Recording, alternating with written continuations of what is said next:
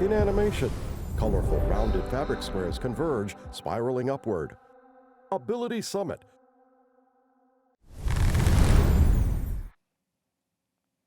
Welcome to Microsoft Ability Summit. My name is Gaelynn, and this is Watch the World Unfold. Gaelynn is a violinist, songwriter, and co-founder of Ramp.org. She is alone on stage with an empty theater. She has a red flower pinned in her brown hair and is wearing a black top. I want people to think about what comes to mind when they think of disability. I think often our society has ingrained us with this idea of negative terminology that pops up, or medical terminology, or barriers and limitations. And I want us to start noticing that. And when we do it, to switch gears and recognize that disability is also adaptability, it's also resilience, it's also creativity, it's also inspiration for the art that we create, it's also the way that we move in the world, the way that we relate to people. There's so many positive parts of disability, and I will be so excited on that day when you ask someone what disability must be like, and the answer is not negative. That it's positive, that it's celebratory, that it's an acknowledgement of value rather than some sort of lack. And so that's what I want to see in the world in my lifetime. Pushing up through the dirt just like a seed, but you're never quite a flower. You feel more just like a weed. Driving through, you wanna know where you are going, but the windshield's always dirty, and you never get to see what makes you think that you'll ever get there. What makes you think you deserve to know? Who are you really? Are you so important? Take a look around and watch the world unfold. Watch the world unfold. Watch the world unfold. Watch the world unfold.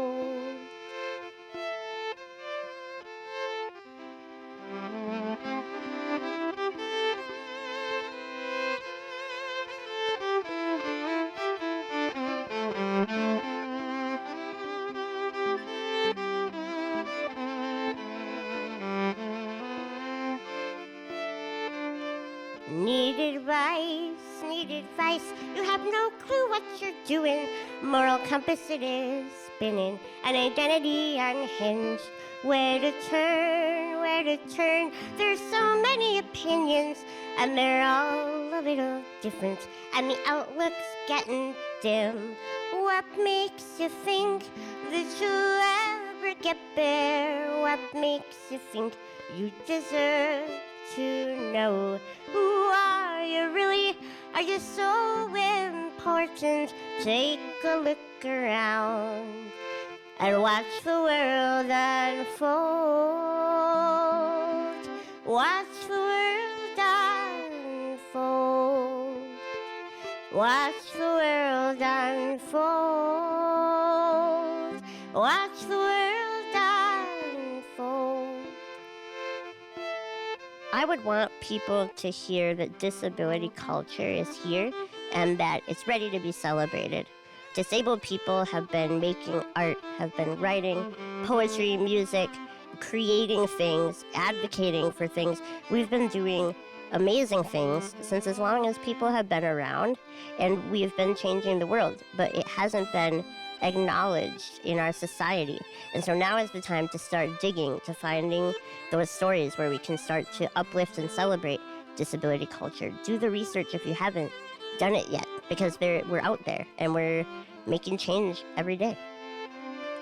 Pushing up through the dirt just like a seed, but you're never quite a flower. You feel more just like a weed.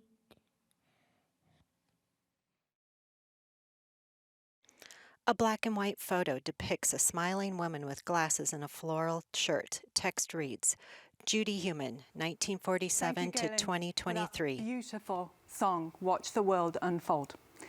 Hello, everyone, and welcome to the 13th Annual Microsoft Ability Summit. I'm Jenny Lay-Flurrie, the Chief Accessibility Officer at Microsoft, coming to you live from the Microsoft studios here in Redmond, Washington. Ability Summit is about advancing accessibility and disability inclusion, learning from leaders, experts, disabled talent all around the world, driving forward the future for the 1 billion plus people with disabilities. Over the weekend, one of those leaders sadly passed away. Judy Heumann was a force of nature, instrumental in major disability rights legislation from the Rehabilitation Act in 1973 to the Americans with Disabilities Act in 1990 and much more. Many this week have reflected on how the progress made in the last 50 years is largely due to Judy. She always pushed me and Microsoft to go further, to take risks, to ask the tough questions. But I tell you, she was equally there when you needed to laugh or solve a really very real, sometimes very pragmatic problem. And I love that about her. The journey of disability rights continues and continues in her memory. And it is a journey. Accessibility inclusion is that. And a big part of our own personal journey here at Microsoft has been our CEO, Satya Nadella, who has supported Ability Summit since its very earliest days as executive sponsor of the Disability Employee Resource Group and since as CEO, setting the tone for Ability Summit 2023. Here's Satya.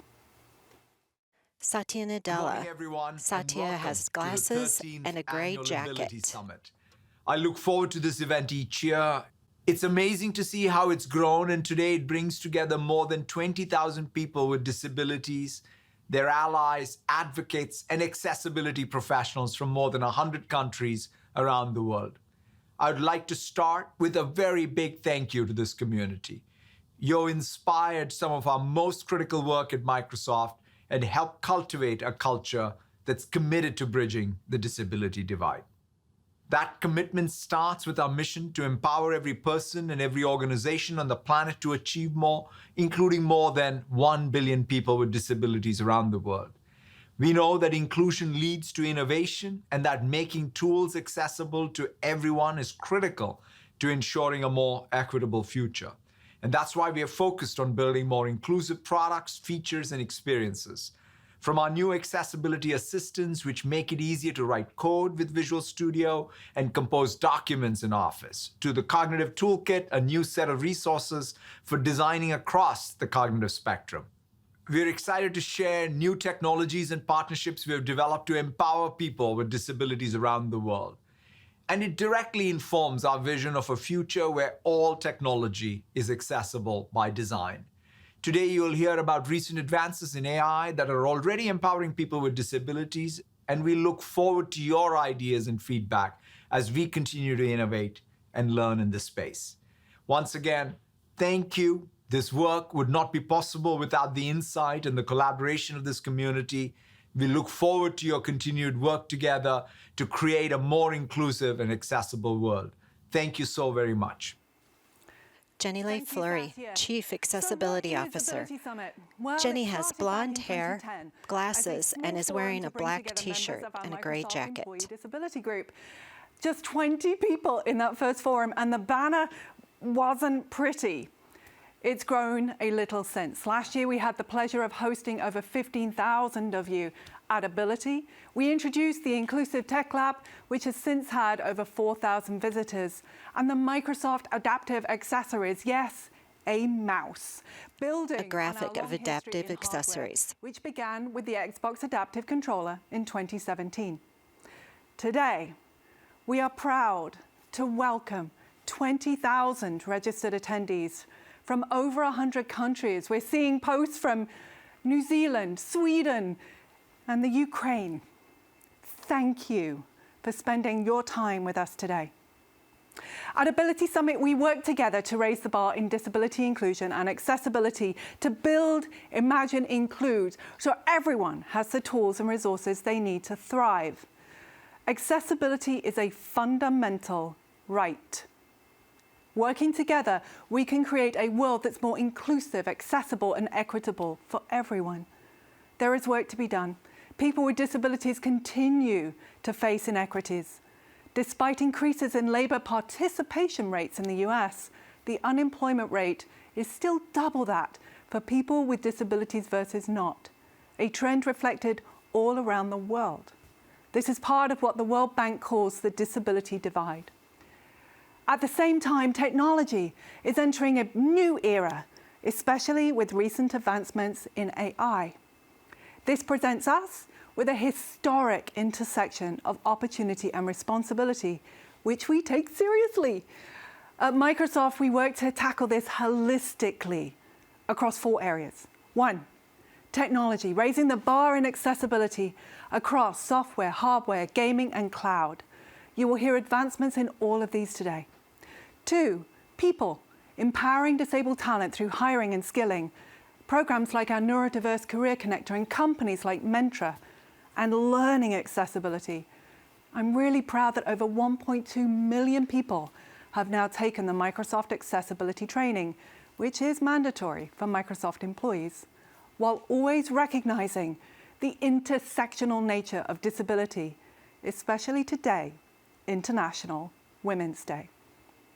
3, partnership, working with customers, partners, NGOs, nonprofits, and more. Shell, Liberty Mutual, and nonprofits like Emmett Till Legacy Foundation will be speaking here. And 4, lastly, policy. We are thrilled to welcome Pete Buttigieg talking about accessible transportation and change advocate Maria Town from the American Association of People with Disabilities. But let's go back to the top of that list. Technology. We are Microsoft after all. And get ready today for lots of new announcements. I'll start with one. Let's talk about pens. The Microsoft Pen has become an invaluable technology tool. In the last year, Microsoft Business and Classroom pens launched new pen grip designs. Today, we're announcing the addition of 3D printed grips for the Surface Pen coming later this year. And yes, you can 3D print these or order via Shapeways, a key partner of ours. Adaptive pens are the future. But we can't talk about technology without digging into the topic of the year, AI, artificial intelligence. AI isn't new. Our AI for Accessibility program has partnered with over 120 nonprofits, startups, research institutions in 19 countries over the last 5 years. Through this program, we've learned that AI has the potential to be a game changer. Our first app, Seeing AI for the blind and low vision users, illustrated that.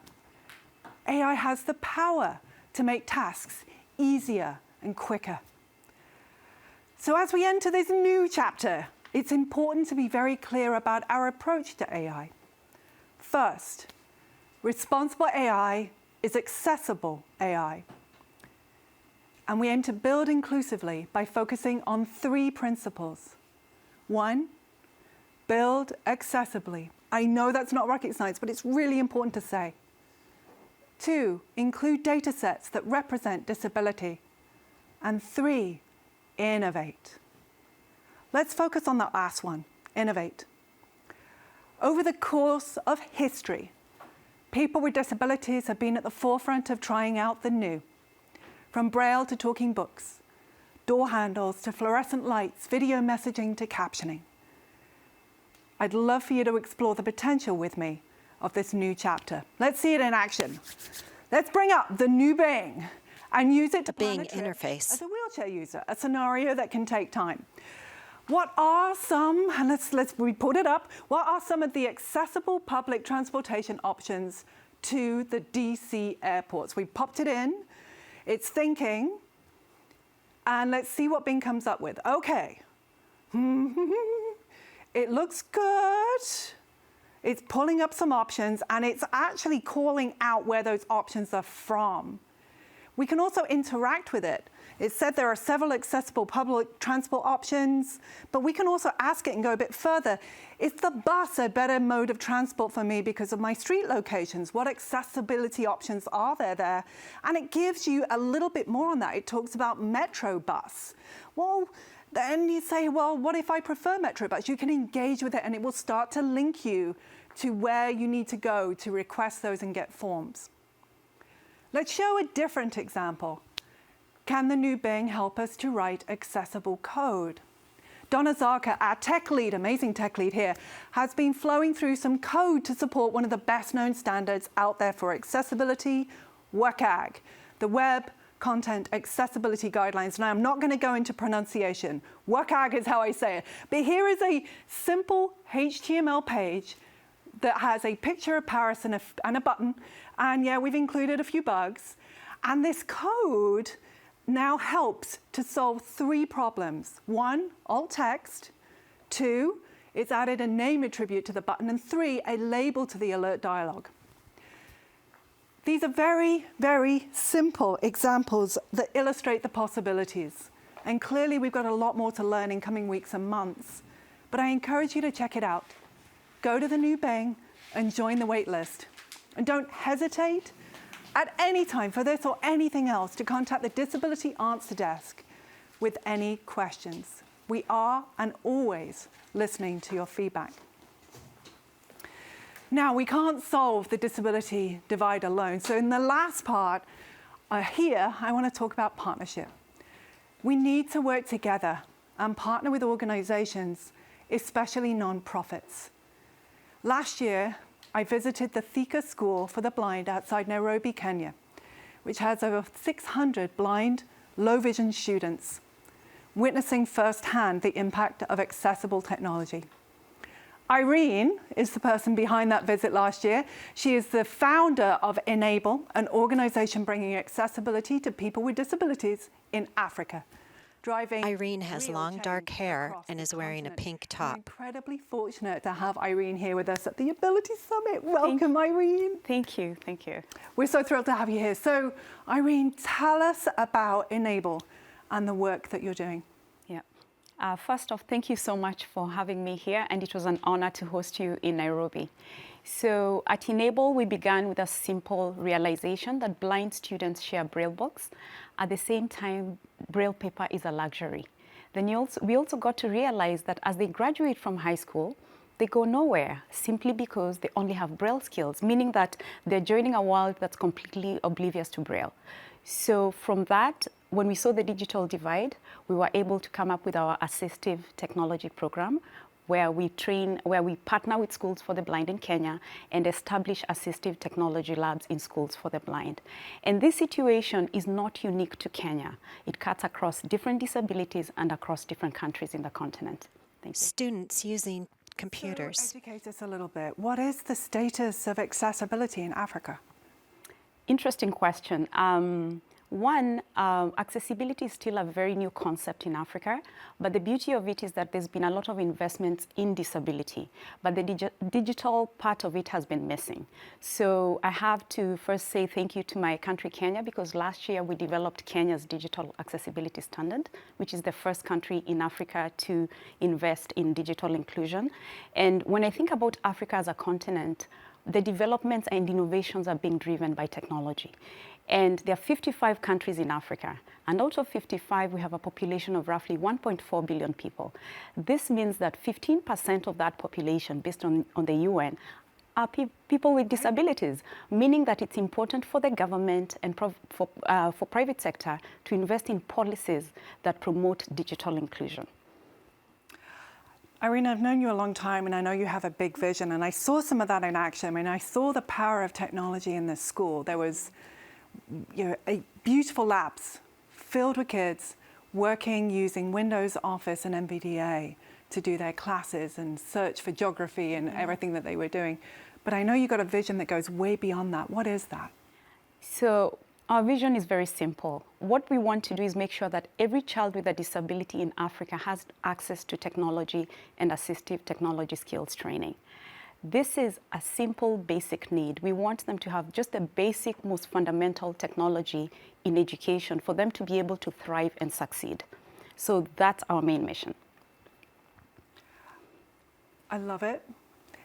We were really proud to update those labs and get some new technology in there. But I know it's a drop in the ocean. So I know you have a conference coming up that's really going to talk more about. Go on, give a nice plug for that one. So let me say this. We cannot do this alone. We need all the support of our partners across the world to join us, to share knowledge. But most importantly, join us at Inclusive Africa Conference. If you want to meet all the young people with disabilities from across the continent, if you want to have fun in the disability space and tech, please join us in Nairobi on May 29th through the 31st in Nairobi, Kenya. And we're more than happy to meet Enable.org. No one is getting left behind. And I was there last year, and I met some amazing people who I'm still in contact with. So thank you, Irene, again for being with us today. And I will say that we're also proud to help on some of that journey with, some new languages today. Azure is launching 13 new African languages today as part of Microsoft Translator, bringing their total to 125, which will power more speech-to-text technologies across those 55 countries that make up the continent. It's a small drop in the ocean again, but it's a really important step. Thank you, Irene, for being with us and your forever passionate commitment to accessibility. Thank you. Thank you for having me. Thanks. And to all of you, you're going to hear a lot today. Please take the time to breathe it in, enjoy the summit, and think about how you can build, imagine, and include holistically to power the future.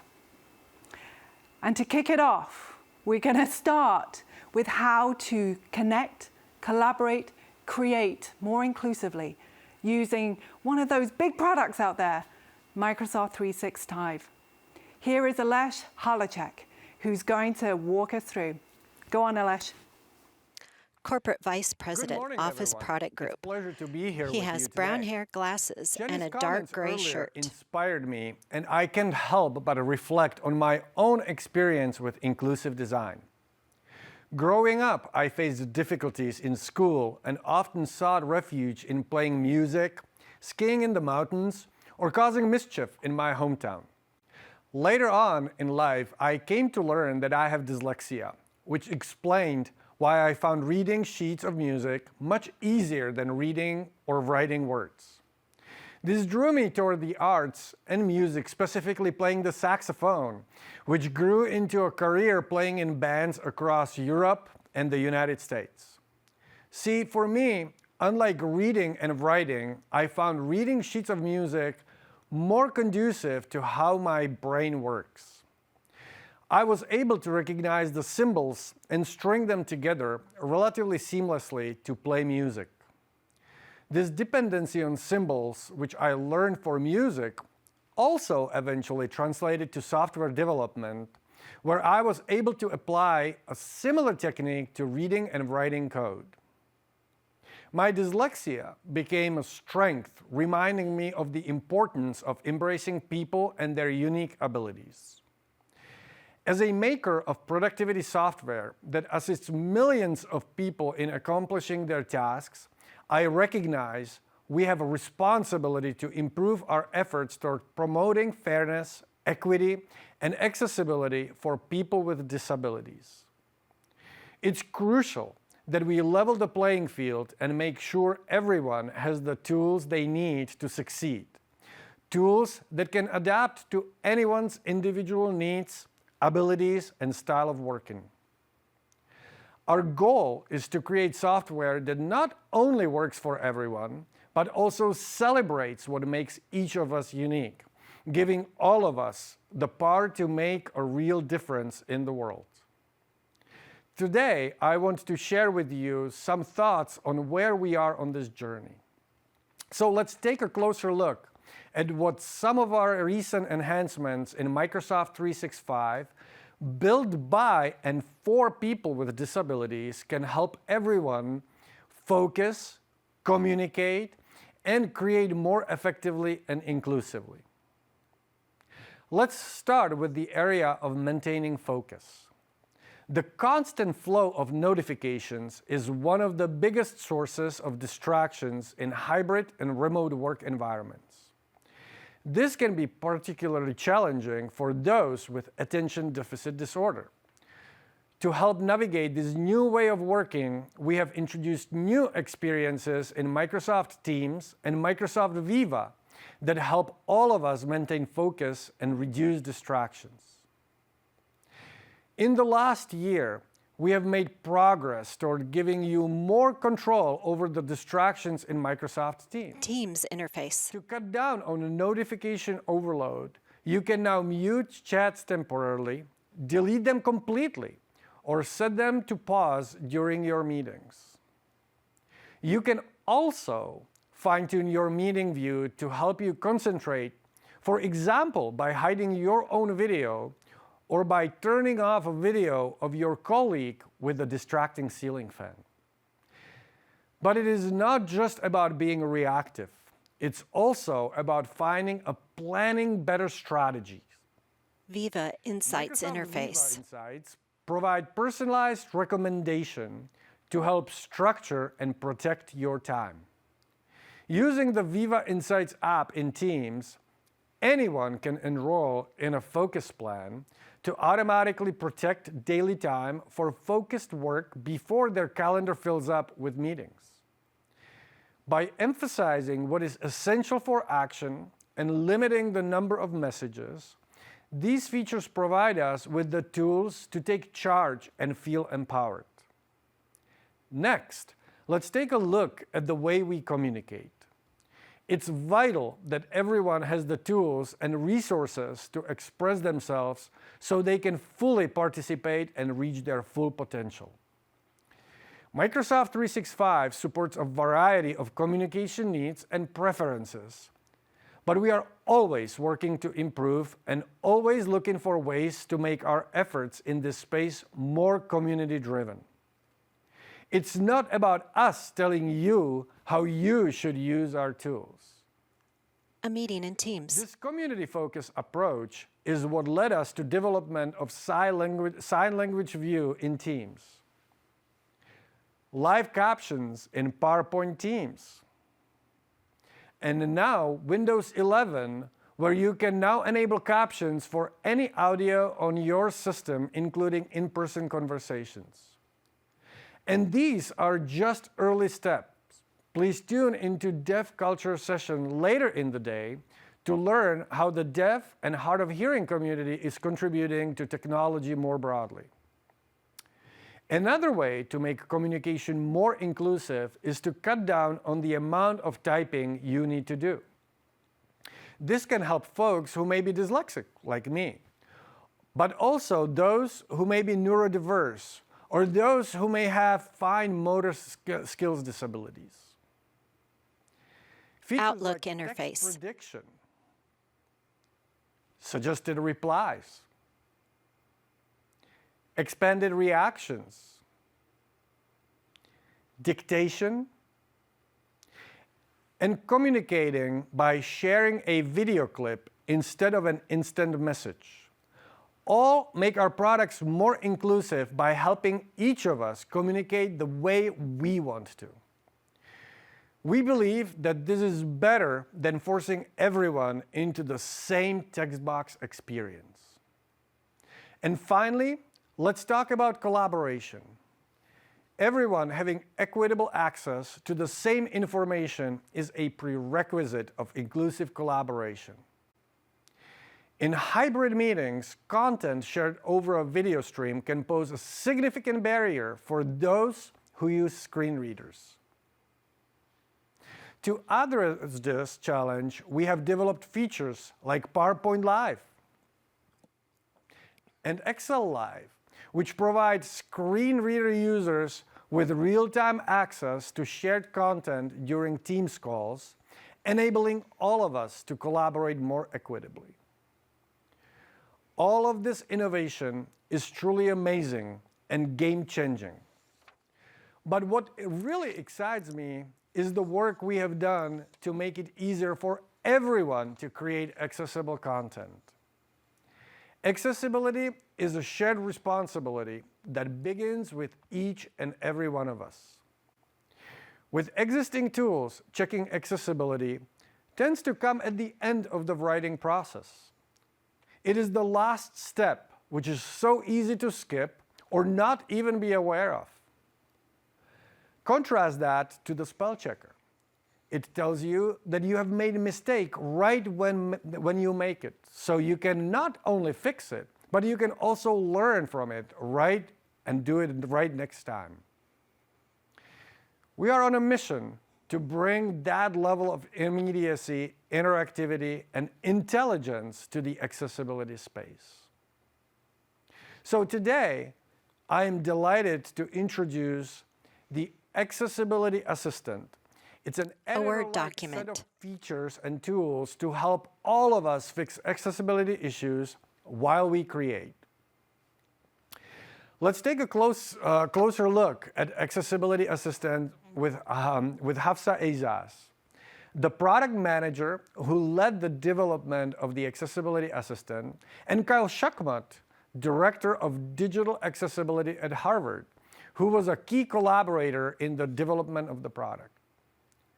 Plus, we'll also see demo of Accessibility Assistant in action. So let's hear from Hafsa now. Hafsa's wearing a blue headscarf, excited to be here glasses, at the and a Ability jean Summit jacket. and to show you some of the work we have been doing on the Accessibility Assistant. I'm here with Kyle to talk a bit more about the Kyle journey we has have been on. brown in this hair space. and a blue dress We have shirt. been working together for some years on the Inclusive Workplace Council, which brings together PMs like me and customers like Kyle to discuss how our products can more effectively foster an inclusive workplace. Hi, Hafsa. I'm so happy to be here today. It's been great working with you over these past few years, getting to try new features and give feedback and just explore possibilities together. Let's take a look. The Accessibility Assistant provides a modern authoring experience that identifies and helps you correct issues while you write, just like we do for spelling and grammar. When I open a document in Microsoft Word, I notice that in addition to the familiar red and blue squiggles for spelling and grammar issues, I now get something new, a little person icon in the left margin, telling me to review an accessibility issue. When I click on the icon, a card pops up to tell me more about the error and gives me options for fixing it. In this case, the problem is with color contrast, one of the most common accessibility issues in Word. The card provides a set of similar colors with better contrast for me to choose from. It is now super easy for me to fix the issue. If I want to go further, I can click the accessibility icon on the card and it will take me to the new Accessibility Assistant pane. The new pane looks more like Editor and provides clear, plain language suggestions to help me understand what accessibility issues are present and guide me through fixing them. The Accessibility Assistant tells me that my document has 2 color contrast issues and 1 auto-generated description that needs to be reviewed, both of which that can make this document less accessible to people with vision disabilities. When I click on the color contrast category, it takes me directly to the location of the error. Once I choose a color from the card, the icon goes away and the Accessibility Assistant updates to show 1 less error. But what if I don't like the colors the card is showing me? If I click on the palette, it takes me to the color picker. As I mouse over different colors, it shows me a preview of what the color will look like in my document and tells me whether it will provide high enough contrast against the background I'm using. And if I want to get only the colors with high enough contrast, I can click the new toggle at the top of the pane. When I do that, the only colors that will show up well against my background stay visible, all still in the same familiar format, just a pared down set of options to make it easier to make an accessible choice. But what about the other error I saw in the pane, Review Auto-Generated Description? When I click on the Review Auto-Generated Description in the Accessibility Assistant pane, it takes me directly to the location of the error. Selecting the accessibility icon shows me the AI-generated image description that Word has created for me. In this case, The description looks good, so I select Approve. Now when someone using a screen reader opens my document, that description will tell them what the image is showing. These features are just the beginning. To learn more about how to improve your content with Accessibility Assistant, visit aka.ms/accessibility assistant. This has come such a long way since we've started working together. And we believe that accessible content is crucial to inclusion, and we know that you do too. But we are not perfect. What's missing from the work we are doing? Where should we be focused next? I'd love to see Microsoft and everyone really making sure that all accessibility features are both cross-platform compatible and interoperable with each other so that whatever tool educators choose to use in the learning environment can ensure accessibility. And Kyle, what advice would you like to give someone who is working very hard to make their organizations accessible, but becoming stalled or frustrated? What do you tell yourself on these days when the work seems so hard and insurmountable? It's tough, but taking positive action is better than doing nothing at all. Everyone has the opportunity to take action within their own sphere of influence that can improve overall digital inclusion. For some, that might mean making improvements to document accessibility. For others, it might mean making bigger systemic changes. But when everyone is doing their parts in whatever areas they can influence, all of us working together is what has the opportunity to make really big, meaningful change for good. Thank you, Kyle. It was so great talking with you today. Let's go back to Alesh. Well, that was absolutely fantastic. Thank you, Hafsa, for your excellent work. And Kyle, thank you for helping lead the way. Our journey to create accessible and empowering tools is ongoing and ever evolving. It's a journey of millions of tasks, thousands of decisions, and hundreds of products, all with a shared approach and common vision. Let's continue this journey together. Thank you. And now, let's send it back to Jenny for more from the Ability Summit. Jenny? A lot of great Jenny Lay-Flurrie, Chief Accessibility Officer.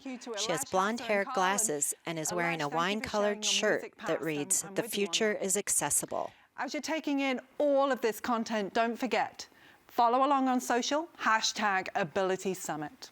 But up next, Microsoft Executive Vice President and Chief Commercial Officer Judson Althoff chats with Alyssa Chong of Shell on innovating to put customers first.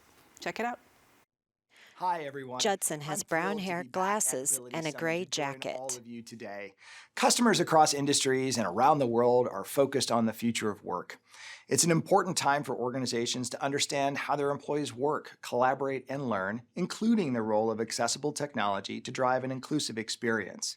At Microsoft, we are on a learning journey to understand how we can leverage technology to address and support accessibility, and how we can empower our customers to do the same. It's inspiring to see IT leaders integrating accessibility in their own organizations, from adopting inclusive technology to building accessible ecosystems to innovating customer offerings and experiences.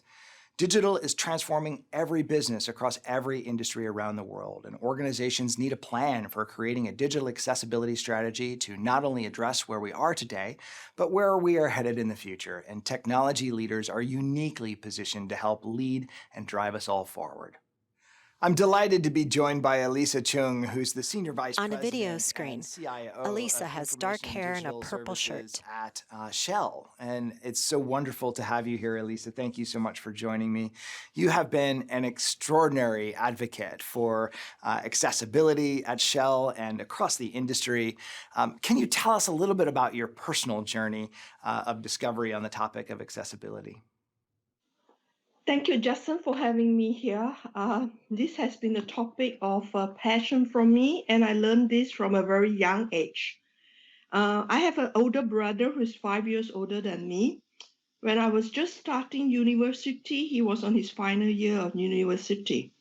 And his final year, he lost the use of his right arm from an industrial accident. So as a result of that, he has to change his life completely because he was doing mechanical engineering. So that starts my journey on what does it mean to really face with disability, that that you don't understand about. And on a personal slide, since the year of 2018, I discovered at this young age I have glaucoma. And over the last couple of years, I have lost the use of my right eye. Now I only have got 30% vision on my right eye. And as a result, because I work a lot with information and digital technology, so the use of technology to make me productive, efficient, and feel valued has been really important to me and my life. So those are the personal journey that I have been on. And I think I'm not the only one that is on this journey. There's also a lot of people who has got personal experience and just have a passion for this topic. Yeah, that's right. So, look, thank you so much for sharing that and your personal journey. But you've also, above and beyond your personal experiences, done an awful lot to create awareness across Shell and across the industry. Can you share more about what you've done to help build assistive technologies and experiences into the environment at Shell? Yeah, I think like most company who wants to be valued today, and it's just a matter of doing the right thing. Being a diverse, inclusive company is on everybody's vision. Yeah. However, how do you want to really get it done right? So it starts with the top leadership. In year 2019, the CEO of Shell signed the Valuable 500. Shortly after that, the group CIO signed the Accessibility Technology Charter. And me as a senior vice president and CIO in charge of information and digital services and operations, I'm the product owner, or the owner, it says, of the whole accessibility roadmap. So it's not only about looking for the accessibility solutions and services, also about developing, rolling it out, supporting it, and evergreening it on that. And this is where Microsoft comes in highly in our picture, because you have done a lot with your basic software that we take for granted. So at the start of COVID, for example, rolling out MS Teams with 28 different languages in caption is just so refreshing. Even I was using it, is after a while, like, I cannot hear these people talk anymore. I have mental stress. I need to read. Okay, I do not want any noise. So those sort of things is about creating awareness. So on top of that, what we have also done is awareness now continues with top leadership. Out of 2 of our directors are actually personal champion for this. The downstream director as well as the project and technology director. So with that, we also have got a forum led by our senior vice president or vice president of DE&I, and we come together in the Workplace Accessibility Forum.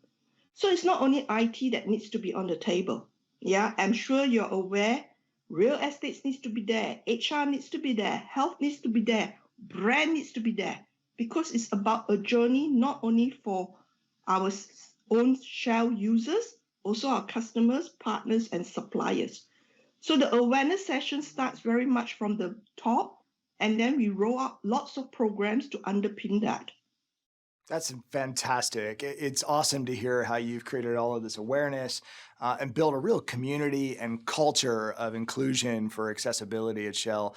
It's clear from your story that it's not just about technology or not just about one person's voice, but rather getting belief at scale around this inclusive behavior. And you've done an awesome job of getting the totality of Shell to rally around this culture, which is just fantastic.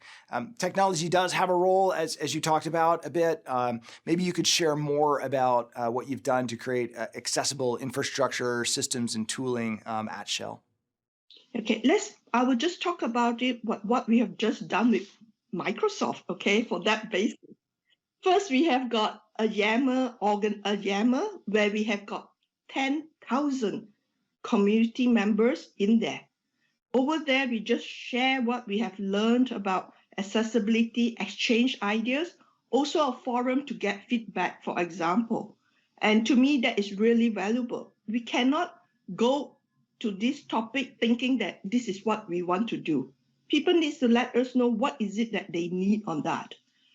Together with Microsoft, we have also identified plugins that we can use to further enhance it, like we a plugin of Dragon for mobility, plugin of Signal to make sure the mic can be heard clearly on that.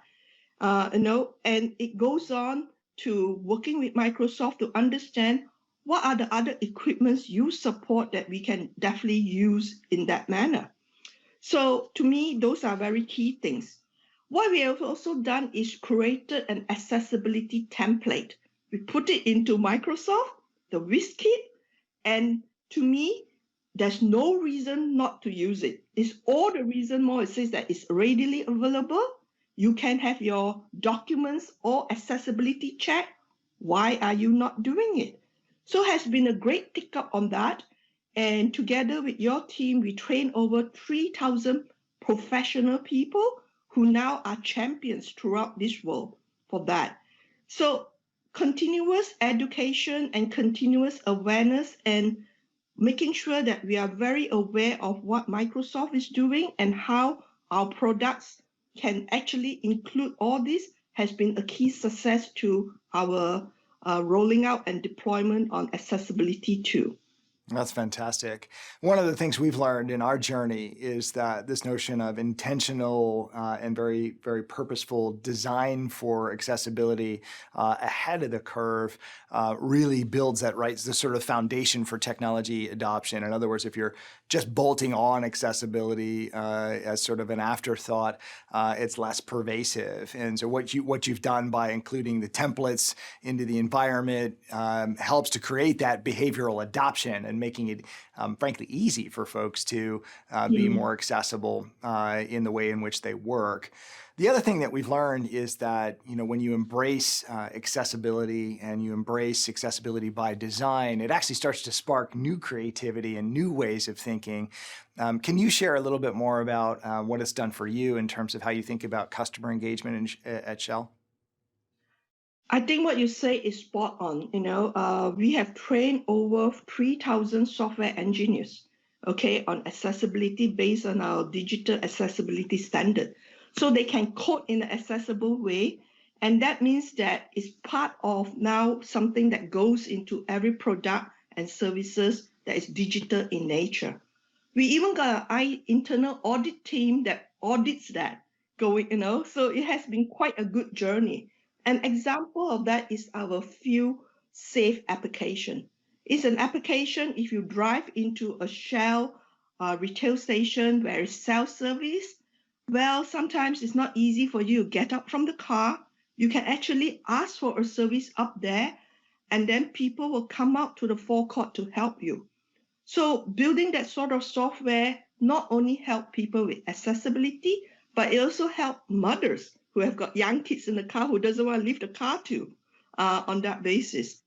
And again, this is one of the few things that we have done, and we are going to roll it over to over 20,000 retail stations in US, Europe, and Canada.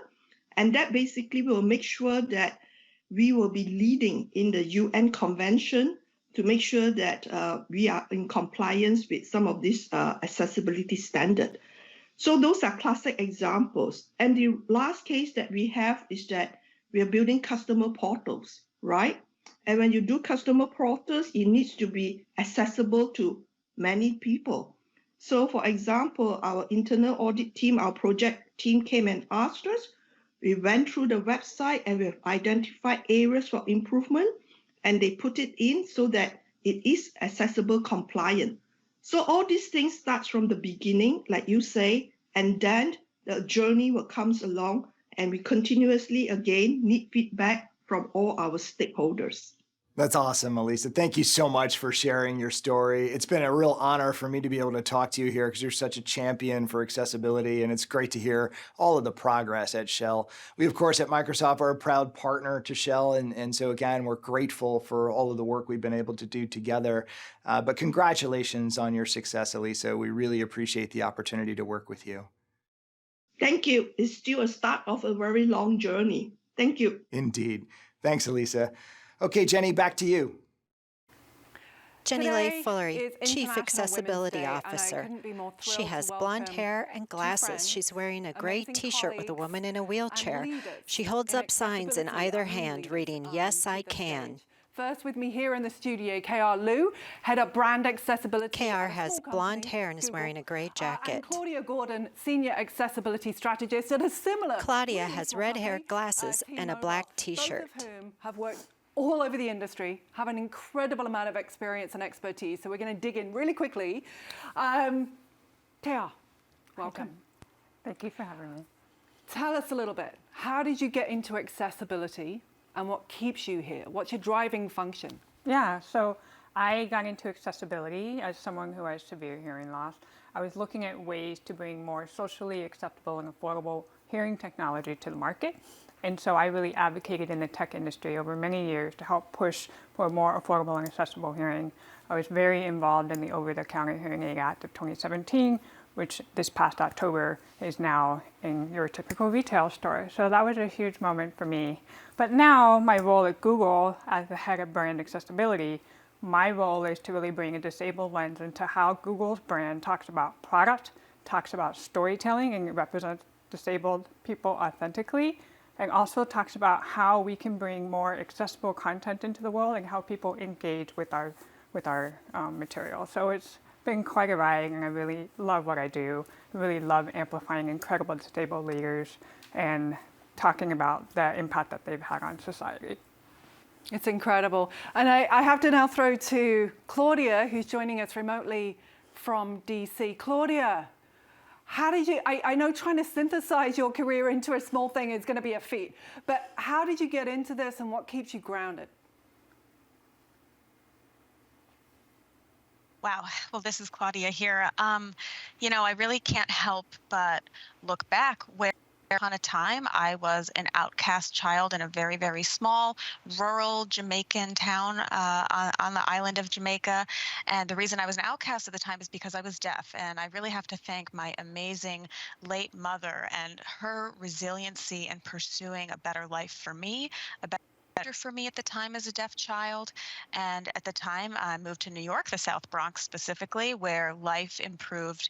Of course, was not perfect, but definitely better. And it was not long after that that I discovered the disability advocacy movement through the New York chapter of the National Black Deaf Advocates. It was very new at the time, still trying to figure out my identity. I became deaf when I was 8 years old, and it was a struggle at the time. And after I graduated from high school, I moved to Washington, D.C. to enroll in Howard University. And there I was immediately forced to master self-advocacy because I was denied ASL interpreters for my classes. And that was around 1991, same time as the ADA regulations were being drafted.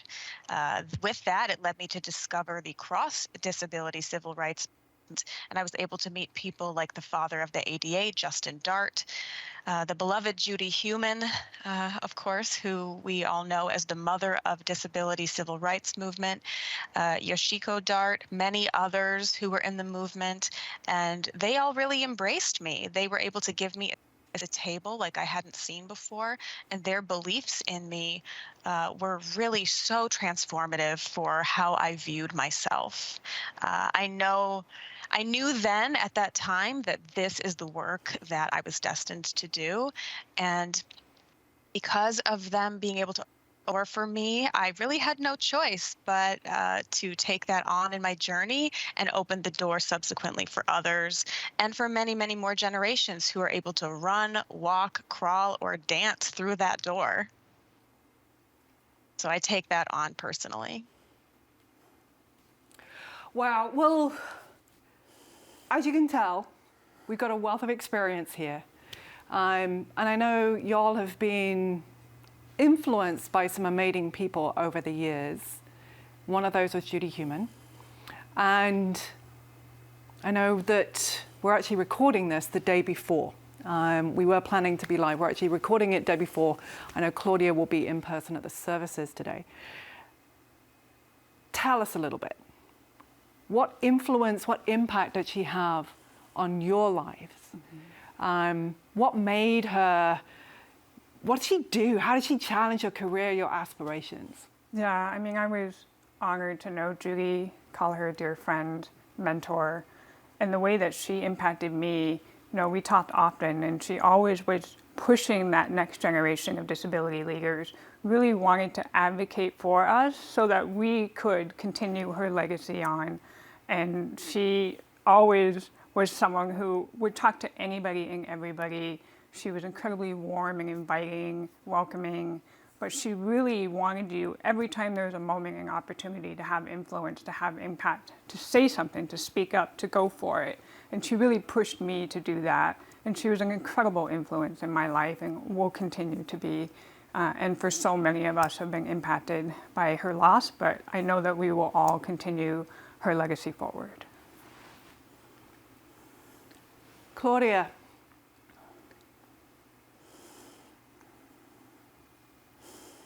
Yeah, you know, it's a really tough loss for our community and the world at large.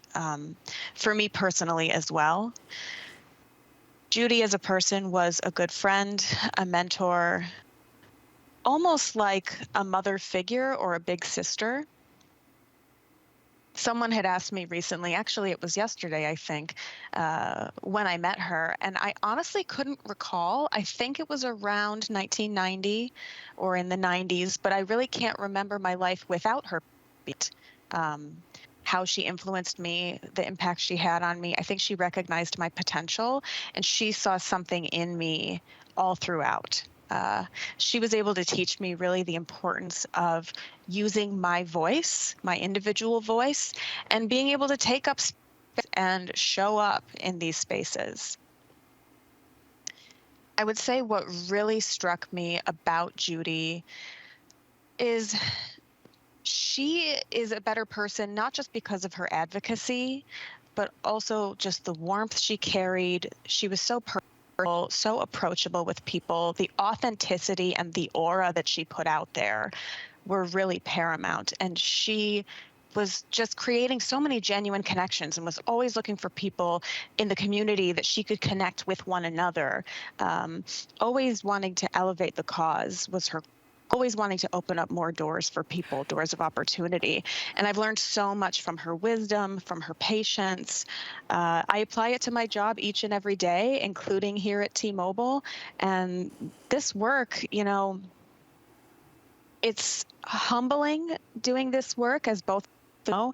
Some days it is really tough. It's a privilege, but it is really tough. And I think that learning from her journey, I have no choice but to continue on in those tough moments, continue on with the cause. And yeah, I think I'm I'm heartbroken right now over it. It's very tough to talk about her and who she was. You know, I think listening to you both, I think there's something so powerful, and there's many of us, we've had lots of conversations about Judy in the last few days, about the connection she gave and the mentorship. And even though we've been in accessibility, all of us, a long time, doesn't mean it's easy. No, not at all. It's hard. Mm-hmm. And in fact, some of the best things come from that journey. I think there's lessons there in how to mentor, speak to. I'd want anyone to come up to UKR and say, hey, I need something. And I know they do, by the way, because of who you all are. But let's, thank you for going there with that. Mm-hmm. But let's pivot a little bit to the future. How do we take from that? How do we go to that future? And you think about people listening today. We got 20,000 on this conference today from over 100 countries. What do you want them to know? If they're listening to you, you have amazing positions. What advice would you give to them thinking about a career in accessibility? What would you want them to know? And I'll go to Claudia first. Claudia, what do you want people to know? Try and synthesize it down. Ooh, okay. Well, I think that really what's important, there's a quote from Martin Luther King Jr. that I always remember: injustice anywhere is a threat to justice everywhere. I try to keep in mind, it's up to us to be the change that we want to see in the world. We really have to be in this cause and in this fight for the long haul. It's really important that we do it, really until all technologies are accessible, usable, for everyone, and as well, until our disability is not reason for us to be denied employment that we otherwise would be qualified for. Until individuals with disabilities can live in the community with the services and supports that they need and thrive. Until we are not disproportionately impacted by natural or man-made disasters or emergencies, and until we, folks with disabilities, are more than just a footnote and are not having to face these struggles. So, last, I like to say, I have a friend, Liz Weintraub, and she would often say, until all means all. And I think that in mind, we have so much work to do, and just having to carry forward Judy's legacy, that in mind. Toiga, KR, what would you say to folks? I really want to talk to the disabled creatives out there. This is an opportunity and moment to really continue to push forward your creative, continue to push forward your talent. There's a huge movement happening in the creative industry, especially for disabled creatives. And I'm excited to see brands really thinking about how to include disability representation in front of the camera, behind the camera, in the creative room, when you're thinking about the brief and the story you want to tell. Keep pushing forward, because I really believe that there's going to be a new lane of opportunity for those who really want to get into this industry. So I'm excited about that, and I want you to keep pushing forward. Push forward. Thank you. Thank you, Jenny. Thank you, Claudia. And folks, these are people that you should be following if you're not already. These are people that you can learn from. They influence me. KR knows this, but I adore both of you. And I just thank you so much for being here today and working. As I know, I love you too, darling. We're going to pivot. And if I add one ad to the end of this, accessibility is cool, get in it. But let's get going and start moving to the next part of our session. Right now, it is time to send you to your first 2 rounds of breakout sessions. Deepen your knowledge of how to imagine, build, and include. We have a lot of show ahead, a panel on how everyone can learn from deaf culture. It's the coolest culture. Get in it, and the latest in accessibility for developers. And there's even more after the main show ends, so Microsoft folks, please stick around. It's our internal gig, sorry, but this is just for us, just to wallow in some of the great work that's happening within the company. We will be doing that right afterwards. All coming up, this is the Ability Summit 2023.